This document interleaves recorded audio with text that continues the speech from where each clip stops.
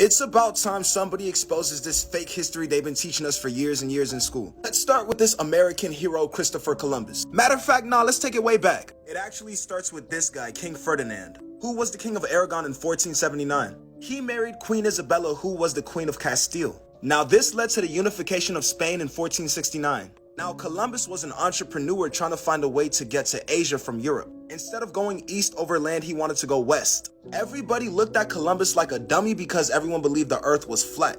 They believed if you went west, you would fall off the edge of the world. But Columbus was determined to make this trip happen. But the big issue is that he didn't really have anything to make this trip happen. He needed ships, tools, resources, and a whole crew. Now Columbus first went to King John, who was the king of Portugal, and he looked at Columbus like a dummy and said no. Columbus then spent 6 years trying to convince King Ferdinand and Queen Isabella to let him do this trip, because once again he needed funding to make this happen. The king and queen eventually said yes and gave him 3 ships, supplies, and a crew. Now, after about 2 months of sailing, Columbus and his crew eventually found what we know now as the Bahamas. And for those next 5 months, they just kept exploring the land. I'ma be straight up right now and tell you this guy did not discover ish, bro. People were already on the land. The Native Americans and indigenous people. Him and his crew kidnapped the Native Americans, killed them, and raped the women and children. In 1493, he went back to Spain, telling everyone that he discovered a new land, and this news spread fast, bro. So fast that many explorers and settlers followed right after him.